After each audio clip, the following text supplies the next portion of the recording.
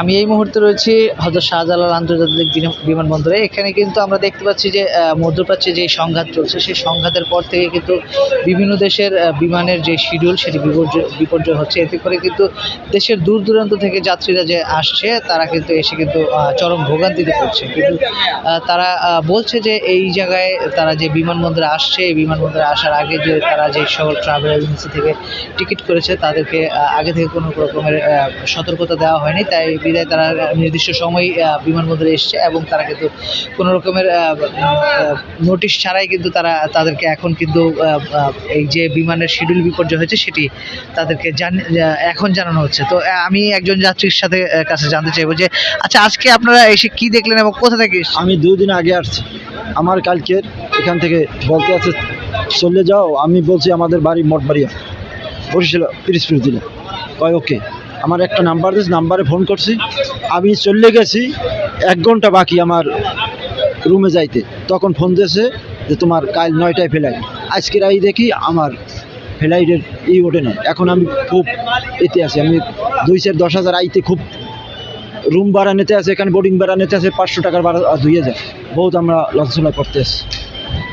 এখন আপনাদের বিমানবন্দর থেকে বা আপনাদের যেখান থেকে টিকিট করেছেন তারা কি বলছে? তারা বলছে যে এখন এরা কোনো মেসেজ দিচ্ছে উত্তর। আমি মেসেজ দিয়েছি, মেসেজের জবাব দিতেছি। আচ্ছা, ধন্যবাদ আপনাকে। যে দর্শক, আমরা যেমনটি দেখতে পাচ্ছি যে এখানে কিন্তু বিভিন্ন যাত্রীরা কিন্তু নানা রকম ভোগান্তিতে পড়ছে। আমরা আরেকজন যাত্রীর কাছে জানতে চাইবো যে আচ্ছা, কি সমস্যা হচ্ছে আপনারা যে এই যে বিমানবন্দরে? আজকে 9:15 আবুধাবি ফ্লাইট, কিন্তু এখন আসার পর দেখলাম বাতিল। এরপরে আমি ভিতরে গেলাম, বিমানের কাছে সেল কাউন্টারে গেলাম, ওরা বলতেছে চলে যান। পরবর্তীতে যখন বিশ্বের নানা প্রান্ত থেকে রেমিটেন্স লেনদেনে নগদ নিয়ে এলো হার নামানা হার অফার। সর্বনিম্ন 10,000 টাকার রেমিটেন্স নগদে পাঠালে স্বর্ণের হার জেতার সুযোগ। যখন নিউজে দেখবেন যে চলতেছে ফ্লাইট, তারপরে আমরা বলবো অথবা ফোন করব, মানে আপনারা টিকিট আবার নিয়ে যাবেন। এই যে এই বিল্ডিংয়ের কথা বলছি, অফিসে আসতে বলছে। আচ্ছা, যেখান থেকে আপনারা টিকিট করেছেন বা টিকিট কেটেছেন সেই ট্রাভেল এজেন্সি বা যে মাধ্যমে আপনারা করেছেন তারা কি আপনাদেরকে কোনো কিছু জানিয়েছে বা কোনো? এত একটা ভালো রেসপন্স করতেছে না। আমি 2 দিন আগ থেকে বলছি যে ভাই আমার তো এয়ারপোর্টে যাইতে হবে, আমাদের বাড়ি থেকে অনেক দূরে।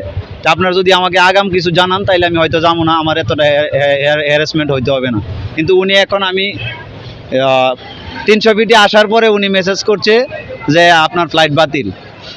এখন বলছে, আমি 2 দিন আগ থেকে বলতেছি যে ফ্লাইট বাতিল কিনা আপনি বলেন আমাকে, তাইলে আমার এতটা কষ্ট করে যাইতে হইতো না। আমি কিশোরগঞ্জ থেকে আসছি, এই আর কি। কিন্তু তারপরও কি আমার ভয়েস দেওয়ার পরে ও শোনার পরে মনে করেন রিপ্লাই করতেছে না, অনেক লেট করে, মানে সেই একটা রেসপন্স করে না।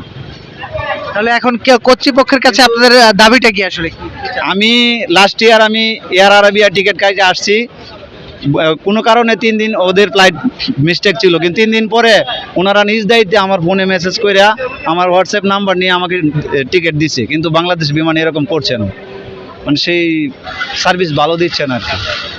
ধন্যবাদ আপনাকে। যে দর্শক, আমরা যেমনটি দেখতে পাচ্ছি যে এখানে কিন্তু অনেক যাত্রী অপেক্ষমান অবস্থায় রয়েছে এবং তারা কিন্তু এই যে বিমানের যে সমস্যা, যে বৈশ্বিক সংকটের কারণে যে একটি সংকট তৈরি হয়েছে, সেই সংকটের কারণে কিন্তু যেই যাত্রীরা আসছে, আন্তর্জাতিক ফ্লাইটের যে যাত্রীরা, তারা কিন্তু এখানে অপেক্ষমান রয়েছে এবং তারা কিন্তু অনেক ভোগান্তির শিকার হচ্ছে। আমরা এখানে জানতে চাইবো যে এখানে যাত্রী দেখতে পাচ্ছি আমরা এবং তাদের কাছে জানতে চাইবো, আচ্ছা, এই যে আপনারা এখানে আসছেন, এই যে আপনাদের আসলে কি সমস্যা হচ্ছে, আপনাদের ফ্লাইট শিডিউল ঠিক আছে কিনা বা কি হচ্ছে বিষয়টা বলেন। দেখেন, সারাদিন রোজা রেখে আসছি, বলছে যে আজকে ফ্লাইট। তাদেরকে বলছি যে এখন ফ্লাইট বন্ধ আছে, টিভিতে নিউজ দেখাচ্ছে। তারা বললো না, সব কিছু ঠিক আছে, তুমি আসো, ফ্লাইট তোমার আজকেই। তারা নিয়ে আসছে সব কিছু ওকে বলে এখন এখানে এসে দেখি ফ্লাইট অফ। তাহলে বলে কোথা থেকে এসছেন এবং আমার দেশের বাইরে রাজশাহী, ওখান থেকে আসছে। কি হচ্ছে এরপরে আসার পরে কি হয়েছে? এখন এই যে ফ্লাইট অফ, তারা বলছেও না যে কবে কি ফ্লাইট হবে, এরকম কোনো কিছুই বলছে না। আমরা এখানে ফোন দিচ্ছি এবং তাদেরকে ফোন দিচ্ছি, তারা ফোনও ধরে না। তাদেরকে কোনো খবরই নেই, কোনো কিছুই নেই। তাহলে আমরা এখন এটা কি করব? আজকে ফ্লাইট হবে কিংবা কালকে হবে কি পরশুদিন হবে, কোনো কিছুই বলার কেউ নেই। এমনিতে যেই বিমানের টিকিট কেটেছেন সেই কর্তৃপক্ষ কি আপনাদের কোনো বাসস্থানের বা কোনো তত্ত্বাবধান করছে কি? কোনো কিছুই তো কোনো ইয়া নেই, তাদেরকে ফোন দেওয়া হচ্ছে বাট ফোনও ধরে না। ধন্যবাদ আপনাকে। জি দর্শক, যেমনটি বলছিলেন যে আসলে নানা রকমের সমস্যার কথা তারা বলছিলেন। এই যে যাত্রীরা রয়েছে তারা কিন্তু এই যে তাদের যে সমস্যা সেগুলো কিন্তু তারা বলছে, এবং এই যে বৈশ্বিক সংকট, সেই সংকটের কারণে কিন্তু তারা কিন্তু এখানে কিন্তু দীর্ঘক্ষণ যাবত অপেক্ষা করছে, এবং রমজান মাস হয় কিন্তু তাদের কষ্টটা আরও বেড়ে গিয়েছে। তো এই ছিল আমার কাছে হযরত শাহজালাল আন্তর্জাতিক বিমানবন্দর